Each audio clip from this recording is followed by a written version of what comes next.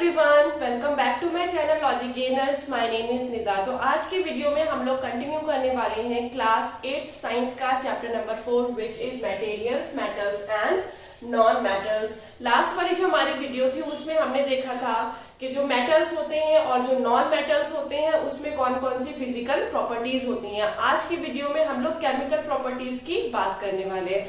ठीक है, तो केमिकल प्रॉपर्टीज होती है बहुत सारी, मतलब बहुत सारी चीजों के साथ में जो भी मेटल्स एंड नॉन मेटल्स होते हैं रिएक्टिव होते हैं, मतलब रिएक्शन करते हैं, और नॉन मेटल्स ज्यादातर रिएक्शन नहीं करते हैं। तो ये सारी चीजें हम लोग देखने वाले हैं आज की वीडियो में। तो आज के कुछ हमारे टॉपिक्स रहेंगे, जैसे कि जो हमारे मेटल्स एंड नॉन मेटल्स है उनका रिएक्शन ऑक्सीजन के साथ में कैसा होता है, वाटर के साथ में कैसा रहेगा, एसिड, बेस, एंड इसके अलावा जो हमारा डिस्प्लेसमेंट रिएक्शन है ये क्या होता है, इसके बारे में हम लोग स्टडी करेंगे। तो सबसे पहले हम लोग बात कर लेते हैं रिएक्शन विद ऑक्सीजन, मतलब जो हमारे मेटल्स हैं और जो नॉन मेटल्स हैं उनका ऑक्सीजन के साथ में क्या रिएक्शन रहता है। तो पहले हम लोग मेटल को लेकर के चलते हैं कि मेटल में जो हमारा ऑक्सीजन के साथ में क्या रिएक्शन रहेगा।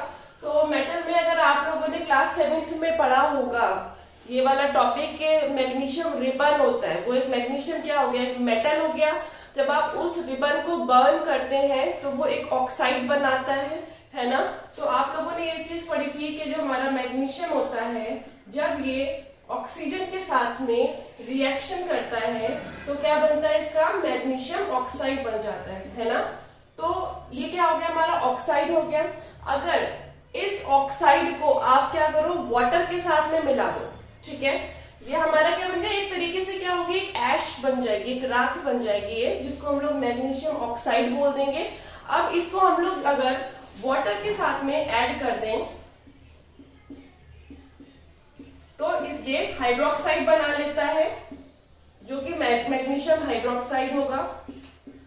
ठीक है, अगर ये जो हमने वाटर के साथ में ऐड किया है और इसका एक सोल्यूशन बना लिया है जिसको हम लोग मैग्नीशियम हाइड्रोक्साइड बोल रहे हैं, इसको हम लोग क्या करें, टेस्ट करें कि ये एसिड है या बेस है, किस तरीके का ये नेचर रखता है। अब हम लोगों ने ये भी चीज क्लास 7th में ऑलरेडी देखी है कि टेस्ट करने के लिए हम लोग बहुत सारी चीजें यूज करते हैं, बहुत सारे इंडिकेटर्स यूज करते हैं, जिसमें सबसे कॉमन इंडिकेटर जो कि आपके लैब में मिलता है वो होता है लिटमस पेपर, है ना।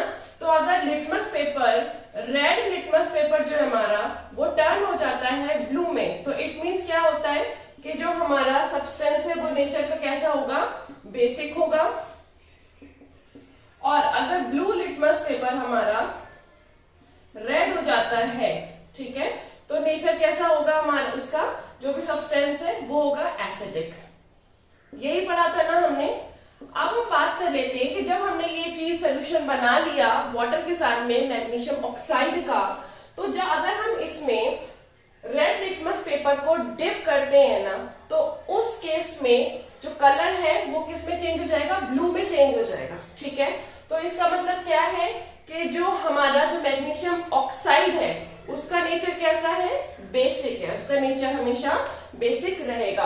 इसकी जगह पे अगर हम लोग ब्लू लिटमस पेपर रहेंगे तो ब्लू लिटमस पेपर चेंज नहीं होगा, ब्लू का ब्लू ही रहेगा। मतलब शॉर्ट बात में अगर बात करें तो ये होगा कि ब्लू कलर आना चाहिए, वो भले ब्लू लिटमस पेपर लें या फिर हम लोग रेड लिटमस पेपर लें, दोनों ही केसेस में ब्लू कलर आ रहा है इस सोल्यूशन में। तो इसका मतलब है कि ऑक्साइड हमारा कैसा हो गया, मैग्नीशियम ऑक्साइड बेसिक हो गया नेचर में। एक दूसरा हम लोग मेटल लेकर के चलते हैं। आप लोगों ने बहुत कॉमन सा देखा होगा रस्टिंग ऑफ आयरन, है ना।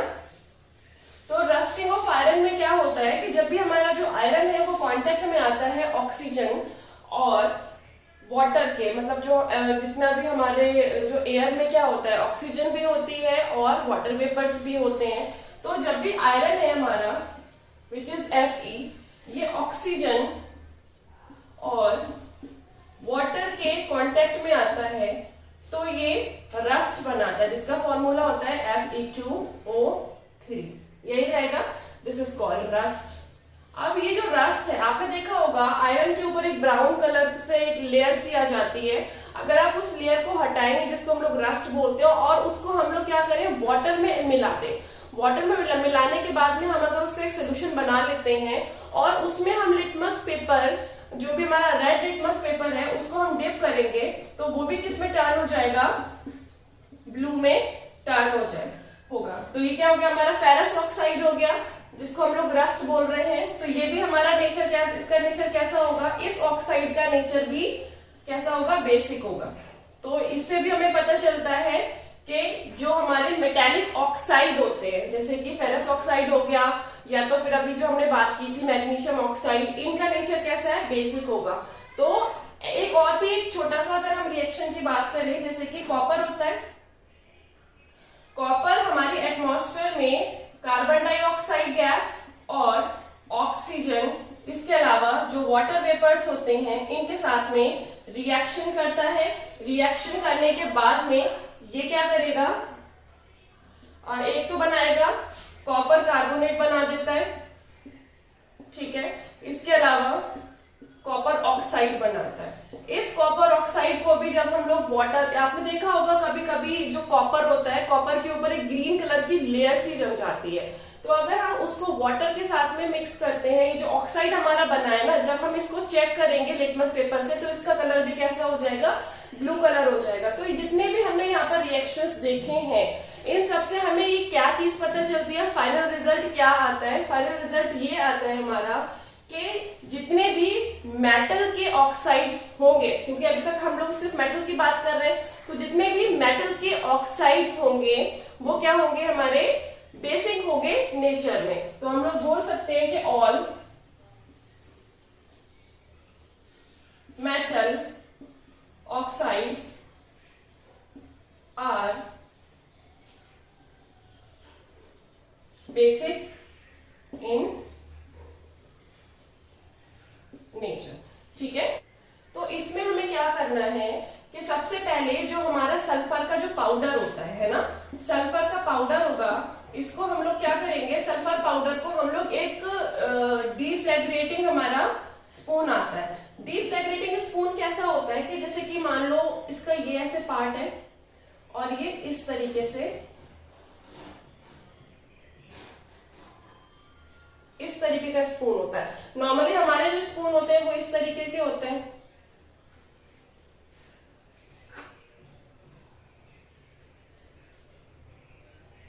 है ना, ऐसे स्पून होते हैं। लेकिन ये क्या होता है, बिल्कुल ऐसे खड़ा सा होता है और यहाँ पर एक कैप की तरह होता है। अगर आपके पास डीफ्लैग्रेटिंग स्पून नहीं है ना, तो आप उस केस में एक कोई भी बॉटल का कैप ले सकते हैं और उसके आसपास एक वायर लगा सकते हैं जो कि बाइंड, मतलब कि थोड़ा सा बैंड हो सके, और उसको इस शेप में ला सकते हैं। अब हमने क्या किया, ये जो हमारा डीफ्लैग्रेटिंग स्पून है ना, इसके अंदर हमने सल्फर का पाउडर डाल दिया और उसको बर्न कर दिया।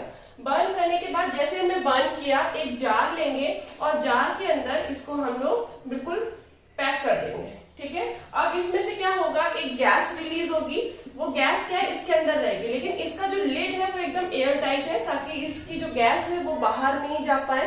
फिर हम क्या करेंगे, इसमें हम लोग वाटर डाल देंगे, ठीक है। वाटर डाल देंगे। पहले तो हमने जो गैस निकली वो कौन सी गैस है, हमारी सल्फर डाइऑक्साइड है, ठीक है। ये जो गैस निकल रही है ये हो गई हमारी सल्फर डाइऑक्साइड। इसमें हम क्या करेंगे, तुरंत एकदम लिड ओपन किया और थोड़ा सा वाटर ऐड कर देंगे, मतलब हमने H2O वाटर इसको ऐड कर दिया। तो जब ये वाटर इसमें हम ऐड करेंगे ना, तो इसके साथ में ये रिएक्शन करने के बाद में सल्फ्यूरस ऑक्साइड बनाता है, जिसको हम लोग बोलेंगे H2SO3। इसको हम लोग बोलते हैं सल्फ्यूरस ऑक्साइड, ठीक है, सल्फ्यूरस एसिड, एसिड बना रहा है। वैसे तो नाम से ही पता चल रहा है कि ये क्या बना रहा है, एसिड बना रहा है। तो इसका नेचर कैसा होगा, एसिडिक होगा। लेकिन फिर भी अगर हम इसको लिटमस पेपर से चेक करेंगे तो ये ब्लू लिटमस पेपर को टर्न कर देगा रेड में, और ब्लू को रेड में चेंज करने का मतलब क्या हो गया कि नेचर कैसा है सब्सटेंस का, एसिडिक है। नाम से भी वैसे हमें पता चल ही रहा है कि सल्फ्यूरस एसिड है, और वैसे तो हमें इसके अंदर जो लिक्विड होगा, अब हमें ऐसे तो नहीं, उसके और नाम तो लिखा नहीं है कि वो सल्फ्यूरस एसिड है, तो उसको हम लोग लिटमस पेपर्स के थ्रू चेक कर लेंगे और उसका नेचर एसिडिक समझ में आ जाएगा। बात कर रहे थे रिएक्शन विद वाटर। वाटर के साथ में जो हमारे मेटल्स होते हैं और जो नॉन मेटल्स होते हैं उनका कैसा रिएक्शन रहता है ना। तो सबसे पहले हम बात करते हैं मेटल्स की। इसके लिए आप कोई सा भी एक मेटल ले सकते हो जिसको आपको वाटर के साथ में रिएक्शन करवाना है। हम बात कर लेते हैं यहाँ पर सोडियम मेटल की। जो हमारा सोडियम मेटल होता है ना, तो सोडियम मेटल एक तरीके का ऐसा मेटल है जो कि बहुत ही ज्यादा, जब ये एयर और वाटर के कांटेक्ट में आता है तो बहुत ही विगरसली, बहुत ही तेजी से रिएक्ट करता है। ठीक है, तो इसके लिए बहुत ध्यान रखना पड़ता है। अगर आप इसको लैब में भी देखें तो लैब असिस्टेंट की सुपरविजन में ही देखें, टीचर की सुपरविजन में ही देखें, आपको इस तरीके से उसके साथ में कोई एक्सपेरिमेंट नहीं करना है। तो जो हमारा ये सोडियम रहता है, सोडियम मेटल जिसको हम बोलेंगे, इसको हम लोग ओपन इस तरीके से नहीं छोड़ सकते हैं, क्योंकि वाटर या फिर ऑक्सीजन जैसे इसको मिलती है बहुत ही विगरसली क्या करेगा, रिएक्ट करता है, बर्न होना स्टार्ट कर देता है। तो इसको हमेशा किस में रखा जाता है, केरोसिन में रखा जाता है। ठीक है, अब हमें क्या करना है, हमें सोडियम मेटल को लेना है, सोडियम को लेना है। इसको पहले तो हमें एक फिल्टर पेपर से केयरफुली पहले इसको ड्राई कर लेना है, और इसको ताकि एयर, जो बाहर की एयर है उसे कांटेक्ट में ना आ पाए, तो इसको हमें रैप कर देना है एक कॉटन के जो क्लॉथ है उसके अंदर। ठीक है, क्लॉथ में रैप करने के बाद में हम लोग क्या करेंगे, इसको एक बीकर लेंगे, इसमें हमने वाटर डाल दिया, और डालने के बाद में हम लोग इसके अंदर ये जो सोडियम है ना, ये डाल देंगे कट करके इसके पीस। जैसे हम इसमें डालेंगे ना, तो क्या होगा, एकदम आपको पता है, जैसे मैंने बताया विगोरसली इसमें बहुत ज्यादा आग एकदम पकड़ लेगा, जलना स्टार्ट हो जाएगी। तो बर्न तो ये करेगा ही करेगा। थोड़ी देर के बाद जब आप इसको बीकर को टच करके देखेंगे ना, तो ये हीट भी जनरेट करता है, ये पूरा गर्म हो जाएगा। ठीक है, अब ये जो सोल्यूशन हमारा बना है वाटर का और सोडियम का, जब आप इस सोल्यूशन को देखेंगे ना, मतलब ये जो सोडियम है प्लस जो वाटर है, इसका जो सोल्यूशन बना है, इसको अगर आप लिटमस पेपर से देखेंगे, चेक करेंगे, तो इसका भी नेचर कैसा होगा, बेसिक ही होगा। अगर हम रेड लिटमस पेपर ले लेते हैं तो वो टर्न हो जाएगा ब्लू कलर में। पहली चीज इसका नेचर समझ में आ गया, नेचर बेसिक होगा। दूसरी चीज, जब भी हम रिएक्ट करवाएंगे कोई भी मेटल को वाटर के साथ में, तो ये क्या करता है, एक हीट जनरेट करता है, और इसकी वजह से ये जो पूरा हमारा बीकर है ये गर्म हो जाएगा। ठीक है, तो ये चीज हमें यहाँ पर समझ में आती है।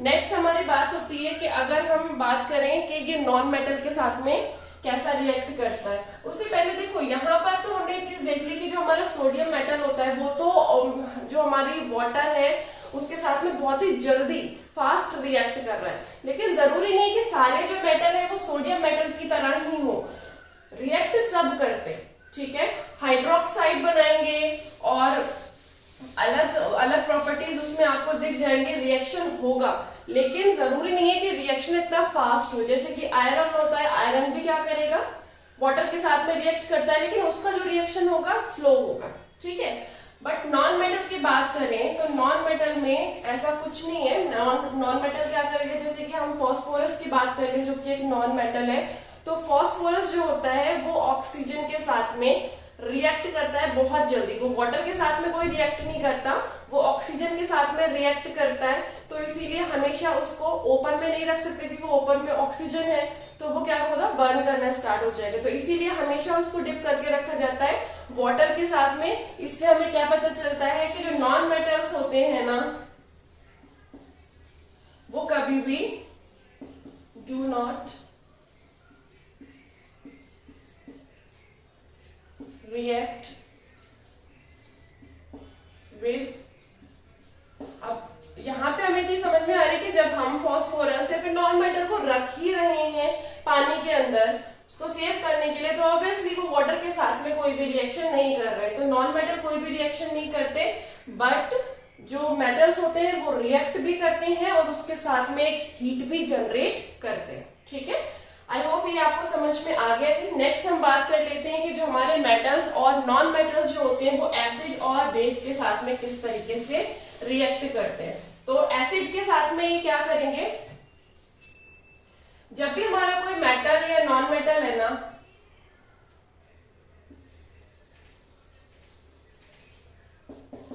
पहले हम एसिड्स के साथ बात करते हैं कि एसिड के साथ में किस तरीके से रिएक्ट करेंगे। तो पहले वही चीज है, हम मेटल को लेकर के चलते हैं कि मेटल एसिड के साथ में किस तरीके से रिएक्ट करेगा। इसके लिए ना हम एक एक्टिविटी से समझते हैं इसको कि कैसे रिएक्ट करेगा।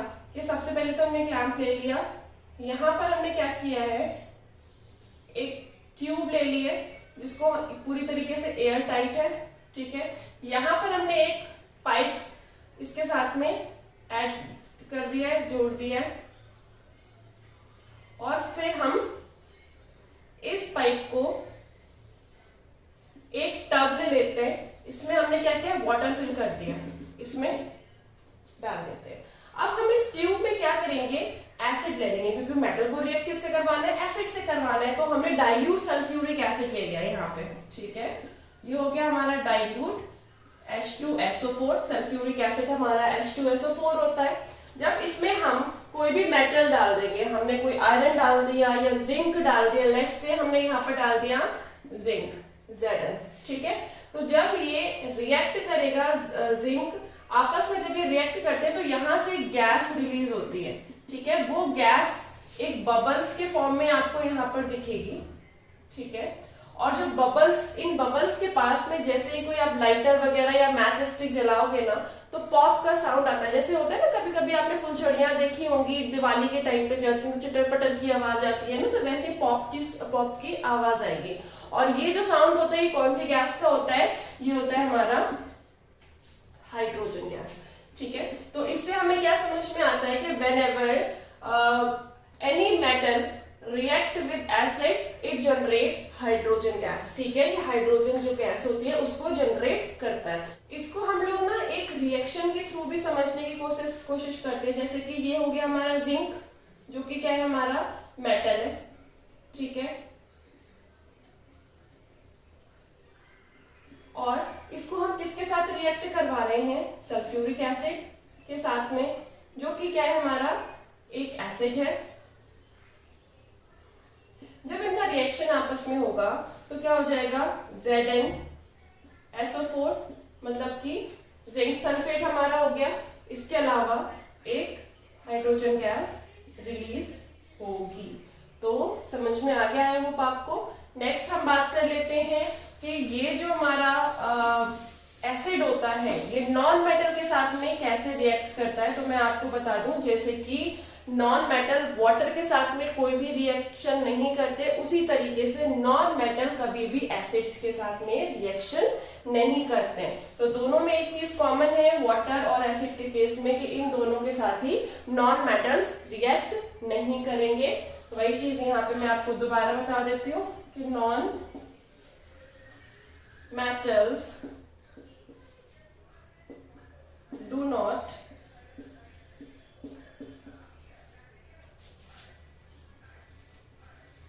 react with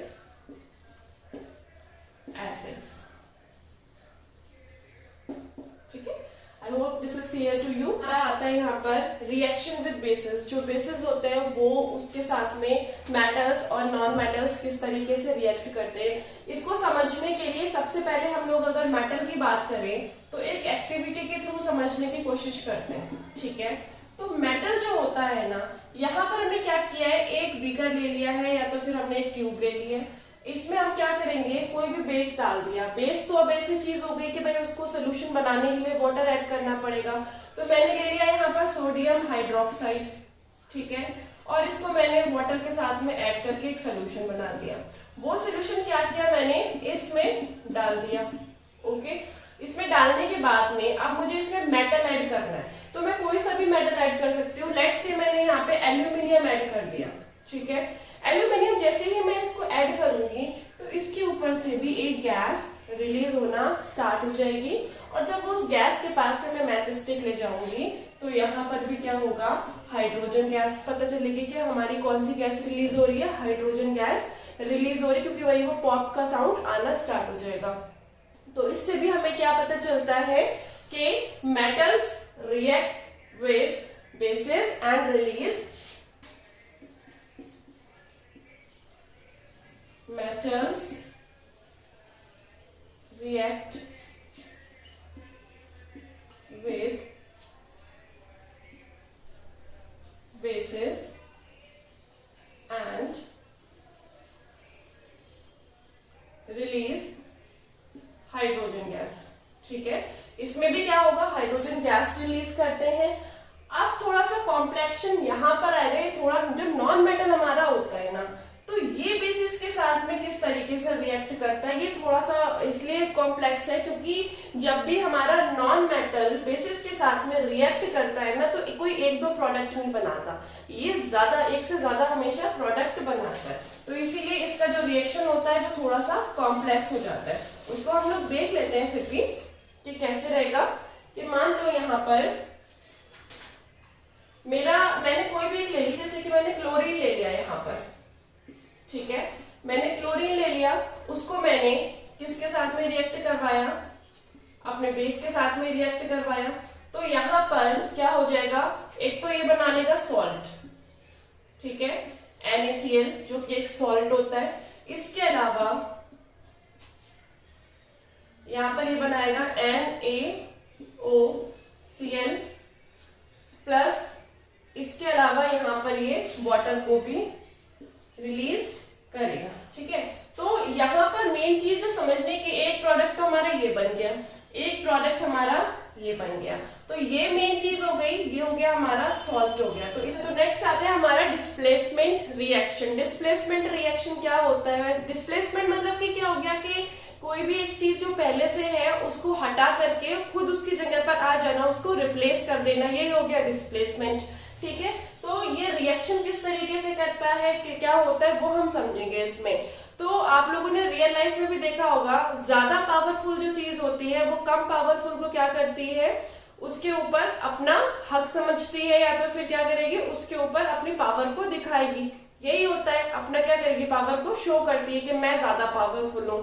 तो यहाँ पर भी वही चीज हो रही है कि कुछ एक ऐसे मेटल्स होते हैं, कुछ एक ऐसे सब्सटेंसेस होते हैं जो ज्यादा पावरफुल होते हैं, या कह लो कि ज्यादा रिएक्टिव होते हैं, और वो जो लेस रिएक्टिव होते हैं उनको क्या करेंगे, हटा देंगे और उनको उनकी जगह पे खुद आ जाएंगे। इसको हम एक रिएक्शन से समझने की कोशिश करते हैं।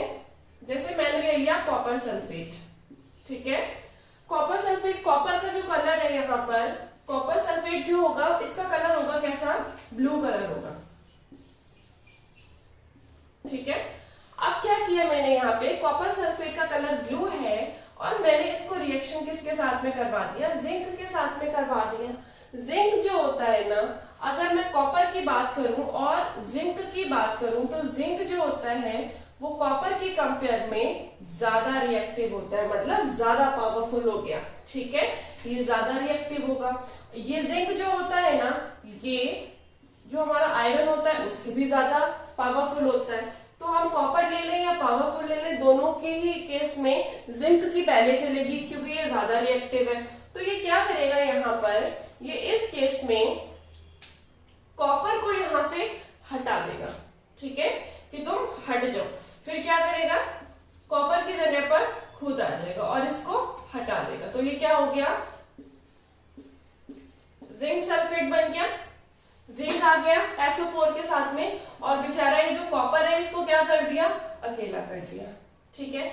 अब जो जिंक का जो कलर है उसमें कोई कलर ही नहीं है, कलरलेस होता है, तो इसका जो जिंक सल्फेट हो गया ये भी कैसा हो गया, अभी कॉपर की वजह से तो ये क्या हो गया, ब्लू कलर का था, बट यहाँ पे जिंक आ गया, इसका कोई कलर ही नहीं है, तो ये हो गया हमारा कलरलेस, ठीक है, और ये बेचारा अलग रह गया। अगर हम इसकी जगह पे, आपके मन में अभी ये सवाल आ सकता है कि जस्ट इसका उल्टा कर दें, कि जैसे मैंने कॉपर सल्फेट ले लिया था, तो यहाँ पर मैं पहले ले लूं जिंक सल्फेट और मैं इसको रिएक्शन करवा दूं कॉपर के साथ में, तो क्या ये कॉपर भी जिंक को हटा देगा और कॉपर सल्फेट बन जाएगा और जिंक को अलग कर देगा, जैसे इसने कॉपर को अलग कर दिया? तो ऐसा नहीं होगा। वही चीज क्यों नहीं होगा, क्योंकि जिंक तो पावरफुल है, ये कम पावरफुल है, मतलब कम रिएक्टिव है, ठीक है। तो कम रिएक्टिव है तो ये इसका सामना नहीं कर सकता, तो क्या करेगा ये बेचारा, फिर भी कोई रिएक्शन नहीं करेगा, अपने शांति से ही रहेगा, अलग, इसको नहीं हटा सकता। इसी तरीके से अगर मैं यहाँ पर आयरन ले लूं, क्या आयरन इसको हटा देगा? आप लोग मुझे बताइए एक बार कमेंट बॉक्स में कमेंट करके, क्या आयरन इसको हटा देगा? अभी मैंने बताया कि आयरन इससे लेस रिएक्टिव होता है, जी हाँ, तो इसमें क्या होगा, आयरन भी लेस रिएक्टिव है, तो इसको डिस्प्लेस नहीं कर पाएगा क्योंकि इसकी पावर कम हो गई, इसकी पावर ज्यादा है। हाँ, लेकिन इसका अगर उल्टा होता, उल्टा मतलब कि कैसा होता है, यहाँ पर अगर इस तरीके से होता, कि FeSO4 होता और यहाँ पर जिंक होता हमारा। तो ये क्या करेगा, इसका कलर होता है ग्रीन, क्योंकि ये जो हमारा आयरन है उसकी वजह से इसका कलर हल्का सा ग्रीन हो जाएगा। ठीक है, अब ये जो ग्रीन हो गया तो ये क्या करेगा, ये फिर पावरफुल है, ये फिर Fe को हटा देगा, तो फिर क्या हो जाएगा, फिर से हमारा जिंक सल्फेट बन गया और इसमें क्या किया, Fe को हटा करके अलग कर दिया। तो ये होता है हमारा डिस्प्लेसमेंट रिएक्शन, मतलब जो हाईली रिएक्टिव चीज है, हाईली रिएक्टिव जो भी मेटल है वो क्या करेगा, लेस रिएक्टिव मेटल को डिस्प्लेस कर देगा और उसकी जगह खुद आ जाएगा। ठीक है, I hope displacement reaction is clear to you. अब हम पढ़ लेते हैं कि जो हमारे मेटल्स होते हैं, जो हमारे नॉन मेटल्स होते हैं, उनके क्या क्या यूजेस होते हैं। पूरा हमने चैप्टर पढ़ा है इस बारे में, है ना, तो यूजेस तो हमें पता होने ही चाहिए इसके। यूजेस में सबसे पहले हम लोग मेटल की बात कर लें कि मेटल कहाँ कहाँ यूज होता है। वैसे तो हम अपनी लाइफस्टाइल में अगर देखेंगे ना, तो हर जगह बहुत छोटी छोटी चीजों में या फिर बहुत बड़ी बड़ी चीजों में हर जगह पे हम मेटल्स को यूज करते रहते हैं। ठीक है ना, इनके बिना काम नहीं चलने वाला हमारा। तो मेटल्स तो नॉर्मली यहाँ पर मैंने जो मेंशन किए हैं, metals are used in making machineries. कितनी सारी आपके घरों में जो मशीनरीज होती हैं, जैसे फ्रिज ले लो, वॉशिंग मशीन ले लो, आपके घर में कुछ भी यूटेंसिल है, कोई से भी कैसी भी चीज है, कोई भी मशीनरी, आप छोटी से छोटी ले लो, बड़ी से बड़ी ले लो, हर एक मशीनरी में आपको मेटल मिल जाएगा। ऑटोमोबाइल्स होते हैं, गाड़ियां वगैरह जितनी होंगी इनमें भी आपको मेटल ही दिखेगा। एयरप्लेन्स होते हैं, ट्रेन हो गई, सैटेलाइट हो गई, इंडस्ट्रियल कितने सारे ऐसे गैजेट्स बनते हैं, वो सब में हर कहीं ना कहीं आपको मेटल्स ही मिलेंगे। घर के यूटेंसिल्स ले लो, वो भी ज्यादातर आपको मेटल्स के ही मिलेंगे। वाटर बॉयलर्स हो गए, ये सभी चीजें आप, ये तो बहुत छोटी सी जो मैंने बहुत कम चीजें ऐसी जो यहाँ पर मेंशन की हैं। इसके अलावा आप अपने आसपास देखिए, कितनी सारी ऐसी चीजें हैं जो कि आपको मेटल की दिख जाएंगी। छोटी से छोटी ले लो, एक पेन होता है ना, पेन जिससे आप लिखते हो, उसकी जो निब होती है वो भी किससे बनी है, मेटल से ही बनी है ना। तो वही मैं कह रही हूँ कि छोटी से छोटी ले लो, बड़ी से बड़ी ले लो, बहुत सारी चीजों में आपको मेटल दिख जाएगा। नॉन मेटल जो होता है हमारा, ये भी यूजफुल है, जितना मेटल यूजफुल है उतना ही हमारा नॉन मेटल यूजफुल रहेगा। नॉन मेटल्स आर, सबसे बड़ी चीज जो है वो ये कि हम लोग जो इनहेल करते हैं, जो हम ब्रीदिंग करते हैं, उसमें हम क्या ले रहे हैं, ऑक्सीजन ले रहे हैं, जो कि क्या है, एक नॉन मेटल है। ठीक है, तो हम लोग और जो ब्रीदिंग करते हैं उसके दौरान भी जो भी हम गैसेस को इनहेल कर रहे हैं, एक्सहेल कर रहे हैं, वो सारी की सारी नॉन मेटल्स के अंडर में ही आते हैं। यूज इन फर्टिलाइजर्स, जो फर्टिलाइजर्स जो हम यूज करते हैं, बहुत सारे आपने नाम सुने होंगे फर्टिलाइजर्स के, तो वो सारे के सारे जो फर्टिलाइजर्स होते हैं प्लांट्स में डलते हैं, वो भी क्या होते हैं, नॉन मेटल्स ही होते हैं हमारे। यूज्ड ऑन वाउंड, आपने देखा होगा कभी कभी कोई चोट वगैरह लग जाती है, डॉक्टर के पास जाते हैं या फिर पास के कोई क्लिनिक में जाते हैं, तो वो एक रेड कलर का या पर्पल कलर का सोल्यूशन लगा देते हैं और उसके ऊपर ड्रेसिंग कर देते हैं। तो वो जो सोल्यूशन होता है वो किसका होता है, वो भी एक नॉन मेटल ही है, जो कि आपके वाउंड को बहुत जल्दी ठीक कर रहा है। क्रैकर्स वगैरह होते हैं तो आपने देखा है वो बर्स्ट करते हैं, आप दिवाली वगैरह जो होती है उसमें देखते हो क्रैकर्स कितने बर्स्ट करते हो, है ना।